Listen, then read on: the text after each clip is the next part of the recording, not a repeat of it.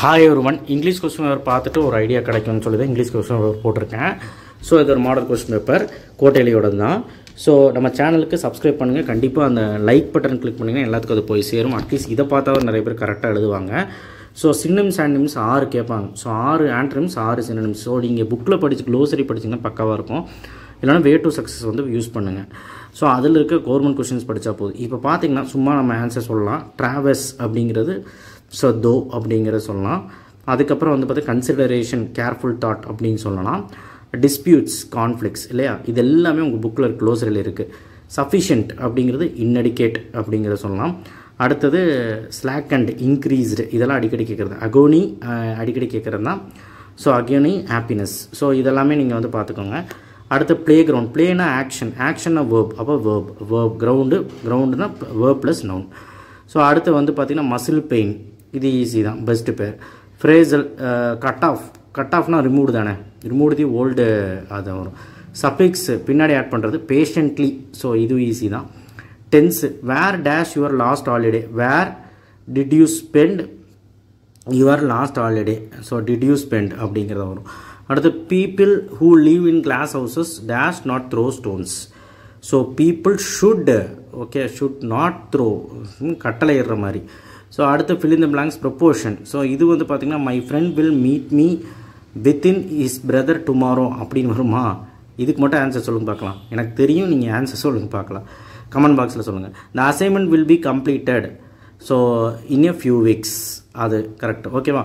அடுத்த லிங்கஸ் unless your register your name you cannot அப்படிங்கிறது. Write proper question tag isn't he, mister Ranjith is a greatest scholar, isn't he.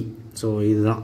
So அடுத்தது idioms வந்து பார்த்தீங்கன்னா be will organised duck in a row அப்படிங்கிறது. So அடுத்து இது வந்து பார்த்திங்கன்னா if she had it, umbrella to me if she had it அப்படிங்கிறது. So இதோட கரெக்ட் ஸ்பெல்லிங் கேட்குறாங்க. மிஸ்ஸிலினியஸ் இதுதான். ஸோ இந்த ஆன்சரை நோட் பண்ணிக்கோங்க. கொசி modal dare to, how dare you ask such a question. So பார்த்தீங்கன்னா இப்படி தான் 1 மார்க் இருக்கும் நாளைக்கு. இது எல்லாமே பார்த்துக்கோங்க. பார்த்தீங்கன்னா எல்லாமே நான் லிங்கஸு ப்ரிப்போர்ஷனு டென்ஸு ஸோ இந்த மாதிரி தான் நாளைக்கு கொஸ்டின் பேப்பர் இருக்கும். சரிங்களா? ஸோ அடுத்தது அப்ரிஷியேஷன் கொஸ்டின். நான் கொடுத்த கொஸ்டின் நான் பிடிஎஃப் கொடுத்துருக்கேன் பாருங்கள். பிடிஎஃப் அந்த வீடியோ வேணால் டிஸ்கிரிப்ஷன் பாக்ஸில் கொடுக்குறேன் பாருங்கள். அந்த வீடியோவை பார்த்தீங்கன்னா உங்களுக்கு ஒரு ஐடியா கிடைக்கும். ஸோ அதில் இருக்கிறது படித்த போதும். இதில் 2 கொஸ்டின் அலிட்ரேஷன் ரைமிங்கோடு கேட்டால் எழுதிருங்க. ஃபிகர் ஆஃப் ஸ்பீச் கேட்பாங்க. சிமிலி, மெட்டாஃபர், ரிப்பிட்டேஷன். ஸோ இந்த மாதிரி இருக்கிறத பார்த்துக்கோங்க. பர்சனிஃபிகேஷன், இந்த 4 வரதை மட்டும் உங்களுக்குமா அதுக்கான மீனிங் படித்து வச்சுக்கோங்க.